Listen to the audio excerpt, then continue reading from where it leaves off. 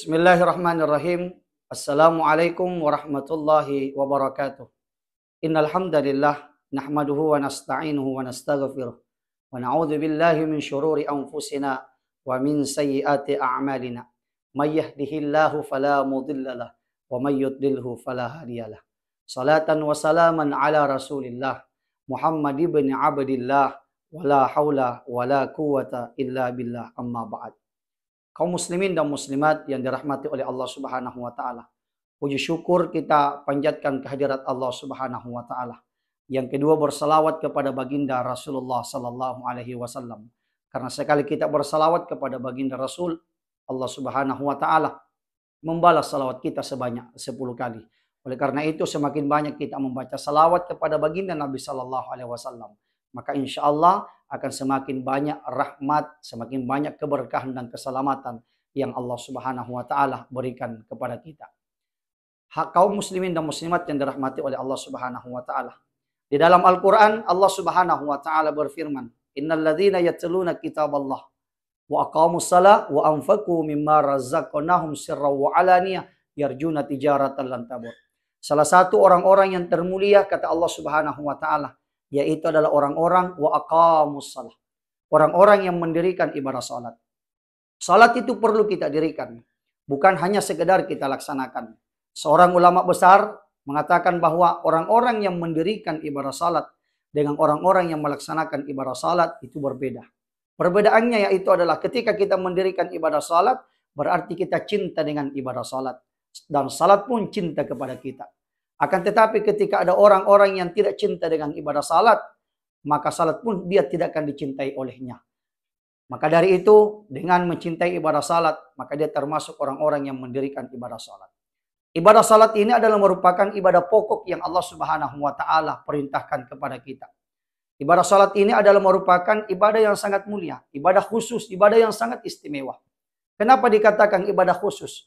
Karena satu-satunya perintah yang Allah Subhanahu wa taala undang Rasulullah sallallahu alaihi wasallam untuk datang menjemputnya, yaitu adalah perintah ibadah salat. Baginda Nabi sallallahu alaihi wasallam diperjalankan oleh Allah Subhanahu wa taala pada suatu malam, dan sejarah ini, peristiwa ini diabadikan oleh Allah Subhanahu wa taala di dalam Al-Qur'an pada surah Al-Isra ayat pertama. Subhanalladzi asra bi 'abdihi lailam minal masjidil haram ilal masjidil aqsa.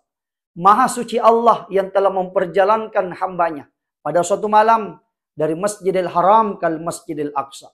Dari Masjidil Aqsa naik ke Sidratil Muntaha. Untuk apa? Tujuannya hanya satu, yaitu adalah untuk menerima perintah ibadah salat. Itulah tadi saya katakan bahwa kenapa perintah ibadah salat ini sangat istimewa, sangat khusus.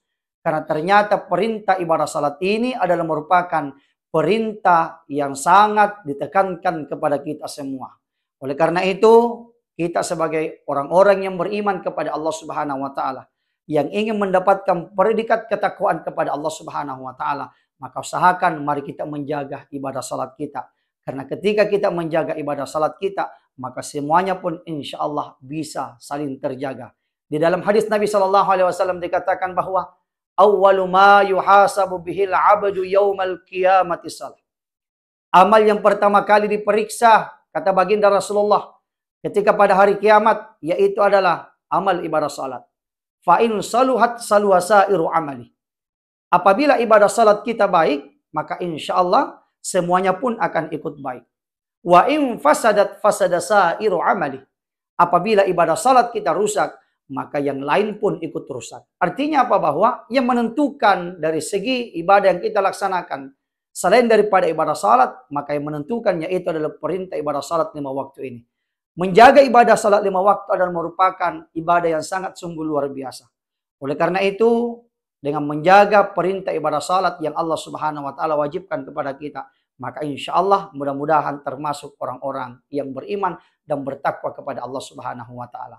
Kaum muslimin dan muslimat yang dirahmati oleh Allah Subhanahu wa taala. Perintah ibadah salat tidak ada alasan untuk kita tinggalkan. Ketika misalnya ibadah salat subuh dengan menggunakan alasan bahwa saya terlambat bangun, maka tidak ada alasan untuk tidak melaksanakan ibadah salat. Terlambat pun bangun pada waktu jam 6, jam 7 pagi, maka ulama kita memahami tetap kita melaksanakan ibadah salat dengan niat qadha. Kenapa niat qadha? Karena sudah bukan lagi di dalam waktu ibadah salat subuh itu. Jikalau memang sudah bukan lagi waktunya, dan jikalau memang kita tidak rasa di waktu subuh, yang salah ketika kita mendengarkan azan di waktu subuh, dengan seorang muazzin mengumandangkan azannya dengan mengatakan as-salatu khairum minan naum. Salat itu lebih baik daripada tidur. Kemudian kita tidak menghiraukan panggilan azan tersebut. Karena panggilan azan itu adalah panggilan yang sangat mulia dari Allah Subhanahu wa taala. 3 panggilan Allah Subhanahu wa taala kepada kita. Yang pertama panggilan azan. Kemudian yang kedua panggilan melaksanakan ibadah haji. Kemudian panggilan yang ketiga adalah panggilan, yaitu adalah panggilan maut. Maka jikalau panggilan azan tersebut ini kita tidak hiraukan, ataukah kita tidak pedulikan, maka kita termasuk orang-orang yang fasik atau orang-orang yang berbuat kesalahan dan dosa kepada Allah Subhanahu wa taala. Maka dari itu, dengan menjaga ibadah salat, berarti kita menjaga amalia-amalia yang lainnya. Menjaga ibadah salat, berarti kita senantiasa menjaga perintah yang Allah Subhanahu wa taala perintahkan kepada kita. Utamanya menjaga ibadah salat 5 waktu ini, dan paling utama lagi ketika kita bisa menjaga ibadah salat subuh yang Allah Subhanahu wa taala perintahkan kepada kita. Maka Rasulullah sallallahu alaihi wasallam mengatakan di dalam hadisnya bahwa man shalla subha fi jamaah faka'annama shallal lail. Siapa melaksanakan ibadah salat subuh secara berjamaah, kata Rasulullah sallallahu alaihi wasallam, faka'annama shallal lail, maka diberikan pahala oleh Allah Subhanahu wa taala seperti dia melaksanakan salat satu malam. Satu malam artinya yaitu seperti dia melaksanakan ibadah salat mulai dari terbenamnya matahari sampai terbitnya kembali matahari. Itu yang dimaksud dengan satu malam. Faka'annama shallal lail, kata baginda Rasul. Faka'annama shallal lail, seperti dia melaksanakan ibadah salat satu malam. Begitu pula sebaliknya, kata baginda Rasulullah sallallahu alaihi wasallam, "Wa man taraka salatas subh." Siapa yang meninggalkan salat subuh dengan sengaja, kata Rasulullah sallallahu alaihi wasallam, "Faka'annama dzabaha nafsahu bighairi sikkin." Maka dia akan mendapatkan ganjaran balasan dosa dari Allah Subhanahu wa taala. Faka'annama, seolah-olah ataukah seperti dzabaha nafsahu, seperti dia memotong lehernya sendiri, bighairi sikkin, selain daripada pisau. Jikalau kita menyembelih ayam dengan pisau, maka itu masih wajar.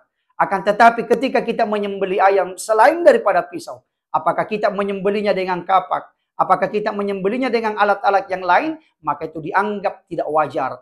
Begitupun dengan manusia. Ketika manusia ataukah seorang hamba kaum muslimin dan muslimat yang memang betul-betul sengaja tidak mengindahkan perintah Allah Subhanahu wa taala dengan tidak melaksanakan ibadah salat subuh, maka dzabaha nafsahu bighairi sikkin, kata Rasulullah.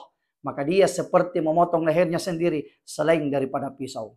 Kaum muslimin yang dirahmati oleh Allah Subhanahu wa taala. Oleh karena itu, dengan perintah ibadah salat yang diperintahkan kepada kita semua, yang merupakan perintah yang sangat penting sekali.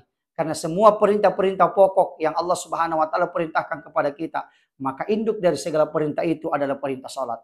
Itulah sebabnya di dalam hadis Nabi sallallahu alaihi wasallam tadi dikatakan bahwa jikalau memang ibadah salat kita terjaga, maka insya Allah semua amalia-amalia pun ikut terjaga. Akan tetapi jikalau memang ibadah salat kita tidak terjaga, maka semua amalia-amalia kita pun tidak terjaga. Demikian insya Allah, mudah-mudahan ada manfaatnya bagi kita semua dan dapat dijadikan pedoman di kala sesat, santar di waktu gelap, dan payung untuk berteduh di kala hujan. Wabillahi taufiq wal Qur'an wa da'wah. Wassalamualaikum warahmatullahi wabarakatuh.